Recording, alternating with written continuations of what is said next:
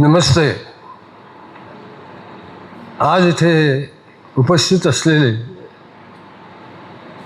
भारताच्या पहिल्या राष्ट्रपती प्रतिभाताई पाटील, ज्यांनी मला मुद्दाम या प्रकाशन समारंभाला येण्याची विनंती केली, ते चंद्रकांतजी पाटील,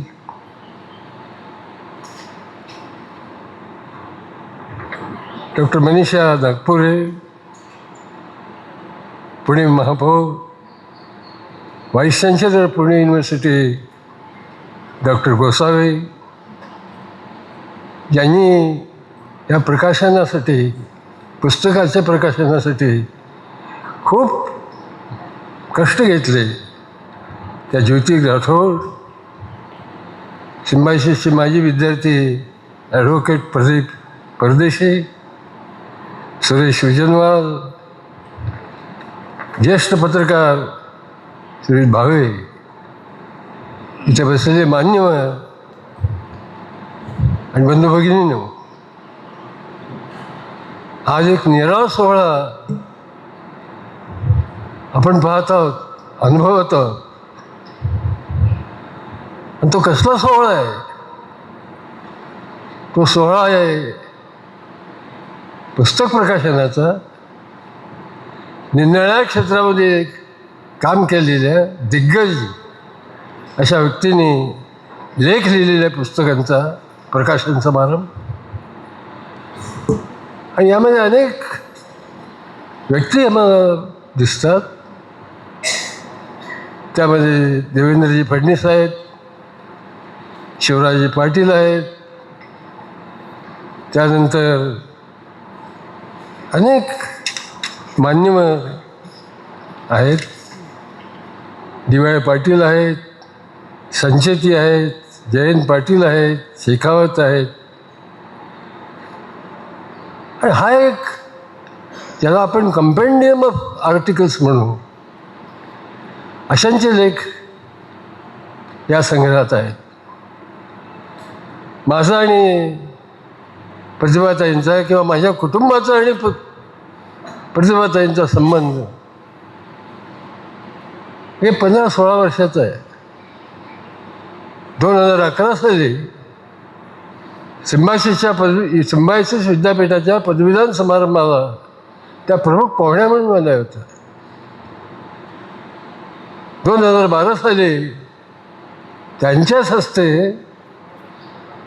मला पद्मभूषण पुरस्कार मिळाला आणि त्यांनी ही आठवण माझ्या आयुष्यात कायमची करून ठेवली.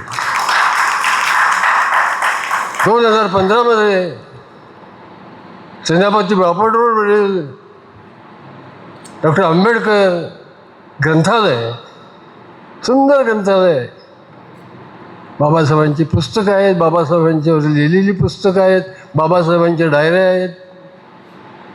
त्या ग्रंथालयाचं उद्घाटन हे आम्ही प्रतिभाताईंच्या हस्ते केलं आणि त्यावेळी देवेंद्रजी फडणवीससुद्धा हजर होते. त्यानंतर माझ्या पत्नीनं वैश्विक, त्याला काय म्हणतो आपण, वैश्विक सहजीवन या नावाचं पुस्तक लिहिलं. त्याच्या प्रकाशनाच्या समारंभालाच होतं त्या आल्या होत्या. अशा रीतीनं मुजुमदार कुटुंबांचे आणि प्रतिभाताईंच्या कुटुंबाचे संबंध वाढत गेले. देवीसिंग चव्हाण हे तर प्राध्यापक होते, मीही प्राध्यापक होतो, प्राध्यापक संघटनेत ते होते, मीही होतो. आणि त्यामुळं मला प्रतिभाताईशी बोलताना संकोच वाटायचा. पण त्यांचे मिस्टर देवीसिंग चव्हाण यांच्यासाठी मी अनेक विषयावरती मन मोकळेपणानं संवाद साधत असतो. मी असं भाग्य समजतो की या समारंभाला मला चंद्रकांत दादा पाटलांनी निमंत्रित केलं. या निमित्तानं त्याच्यावेळी ग्रंथालयाच्या उद्घाटनासाठी आल्या होत्या. त्यांनी त्याच्यातले जे काही विचार आहेत ते मला थोडक्यात सांगायचे आहेत. त्यांनी आपल्याला भाषणात सांगितलं की आंबेडकर आणि महात्मा गांधी यांच्यामध्ये मतभेद होते, तीव्र मतभेद होते. बाबासाहेबांचं म्हणणं असं होतं की ठराविक रिझर्व्ह कॅटेगरीच्या उमेदवारांना ठराविक कॅटेगरी द्यावी, कॉन्स्टिट्युन्सी द्यावी, आणि इतकंच नाही तर त्यांचे मतदारसुद्धा मागासवर्गीयच असावेत. बरोबर आहे ना? कॉन्स्टिट्युन्सीमध्ये सुद्धा रिझर्वेशन आणि व्होटिंगचे अधिकारसुद्धा त्यांच्याच जमातीतल्या लोकांना. गांधींना हे मान्य होतं की असे प्रभाग झाले पाहिजेत, दलितांच्यासाठी निरनिराळे कॉन्स्टिट्युन्सीज तयार झाल्या पाहिजेत. पण त्यांचा एक विरोध होता की त्या मागासलेल्या कॅन्डिडेटची निवड ही सर्व जाती धर्मातील लोकांनी करावी, आणि त्यातून गांधींनी उपोषण सुरू केलं. आणि त्यावेळी मदन मोहन मालवीय होते, जयकर होते, या सर्वांनी बाबासाहेबांची समजूत घातली आणि त्यांनी त्यातूनच पुणे करार नावाचा अस्तित्व होता. याच्याहीपेक्षा गंमत मला सांगायची आहे ती दुसरीच आहे. बाबासाहेब आंबेडकर आणखीन महात्मा गांधी यांच्यामध्ये तीव्र मतभेद होते, हे सत्य आहे. पण त्या भाषणात म्हणाल्या की त्यांच्यात मतभेद होते पण मनभेद नव्हते. दोघेही राजकारणी होते, पण राजकारणात सुद्धा सुंदर भाषेमध्ये, गोड भाषेमध्ये, चांगल्या शब्दामध्ये तुम्ही वादविवाद करू शकता. हे त्यांनी पुढे सांगितलं की आजच्या राजकारणाने सुद्धा यातून शिकण्यासारखं आहे. दुर्दैवानं तसं होतं असं मला वाटत नाही. दुसरी एक घटना त्याच्यामध्ये त्यांनी सांगितली ती म्हणजे आपली राज्यघटना.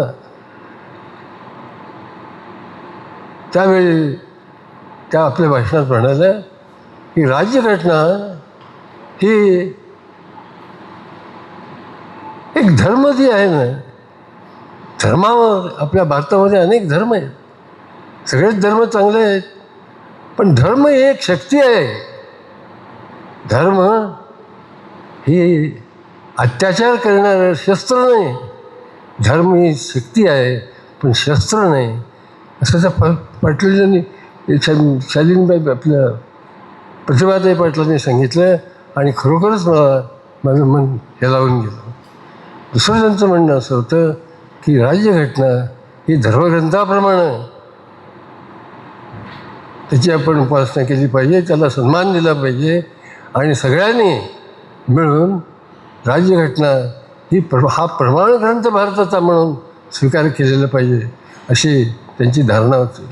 मित्र,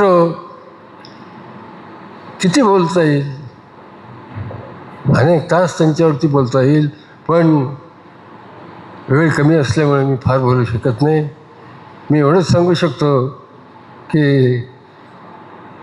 एखादी माणसाच्या एकदाच मिळालेल्या आयुष्यामध्ये माणसांचं कर्तृत्व, वक्तृत्व, नेतृत्व कुठंपर्यंत जावं, त्याचं जर तुम्हाला स्त्री नारी शक्तीचं जर उदाहरण पाहिजे असेल तर मी म्हणेन की प्रतिभाताई पाटील. आणि म्हणून महिलांचं रिझर्वेशन काय होतं काय नाही हा भाग वेगळा आहे, पण प्रत्येक स्त्रीला प्रतिभाताई पाटील हा त्यांचा आदर्श असला पाहिजे, आयडॉल असला पाहिजे. आणि प्रत्येक स्त्रीनं, विशेषतः तरुण मुलीनं प्रतिभाताईंचे फोटो आपल्या घरी लावला पाहिजे, या मताचं मी. कारण ही एक व्यक्ती अशी आहे की खेड्यात जन्मालेली, त्यांचे वडील वकील होते, तसं ते कॉन्झर्वेटिव्ह फॅमिली होती, आणि त्यांनी खूप अभ्यासातून, शालीनतेतून आणि कर्तृत्वातून आपली करिअर स्थापन केली. आणि सामान्य मानलेलं सुद्धा आज असं वाटलं पाहिजे की मी जर माझ्यात जर जिद्द असेल, अभ्यासूपणा असेल, तर मी सुद्धा उच्च पदापर्यंत जाऊ शकते. हे एक उत्कृष्ट उदाहरण भारताच्या इतिहासातलं पहिलं उदाहरण आहे मित्रांनो, आणि म्हणून आपण त्यांना सतत वंदन केले पाहिजे. या पुस्तकामध्ये एक फार सुंदर लेख जर कोणाचा आहे असं जर मला कोणी विचारलं तर मी म्हणेन ज्योती राठोडचा आहे. याचं कारण असं आहे की ज्योतीने एक फार सरळ प्रसंग वर्णन केलेलं आहे. त्या मुंबईत देवगिरी बंगल्यामध्ये राहत होत्या. त्यावेळी त्या प्रतिभाताई समाज कल्याण खात्याच्या मंत्री होत्या आणि समोर कोंबडी आपल्या पेलाचं दाणे टिपत बसली फिरत होती. इतक्यात एक कावळा आला.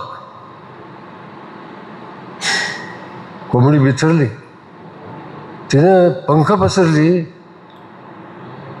आपली पिलं पंखाखाली घेतली आणि कावळ्याला जोरात ओरडून पळवून लावलं. हा जेव्हा प्रसंग त्यानं पाहिला त्यावेळी तिचा भाऊ रावसाहेब याने विचारलं प्रतिभाताईनं, हे काय आहे? तर प्रतिभाताई म्हणाले, हे आईचं प्रेम आहे, आईचं धाडस आहे. आणि नंतर त्याने असं केलं की कोंबडी जशी आपल्या पिलांची काळजी घेते, दक्षता घेते, तशी आमची तुका घेत नाहीस. मित्रांनो, तिची ज्योती म्हणाली, ती कोंबडी मिनिस्टर नव्हती, तुझी आई मिनिस्टर आहे. आणि त्यावेळी प्रतिभाताईने कुठंतरी वाईट वाटलं. तिने ज्योतीला जवळ घेतलं, रावसाहेबाला जवळ घेतलं आणि त्यांच्या डोळ्यात अक्षरशः अश्रू येऊ लागले. मित्रांनो, काय सांगावं, अशी कर्तृत्वान महिलासुद्धा कुठंतरी एक संसारिक महिला आहे, कुठंतरी भावनिक महिला आहे. आणि हेच चांगल्या आईचं लक्षण आहे असं मला वाटतं. दुसरी एक गंमत म्हणजे त्यांच्या नातीचं मला वाटतं इथं पुण्यात लग्न होतं आणि आम्ही दोघेजण त्यांच्या लग्नाला गेलो होतो. प्रतिभाताईने मला जवळ घेतलं आणि त्या म्हणाले, मुजुमदार,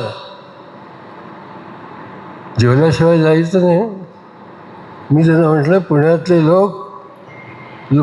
लोकांना जेवणाचा आग्रह करण्याची आवश्यकताच नाही. ते जे येतात ते लग्नासाठी येतात आणि जेवणासाठी येतात. आणि त्या ज्या खळाळून असल्या ते खळाळून त्यांचं हास्य आजही मला कुठेतरी दिसतं. मी फार बोलू इच्छित नाही. तुम्ही मला संधी दिली याबद्दल तुमचे आभार. सर्वांना नमस्कार, धन्यवाद.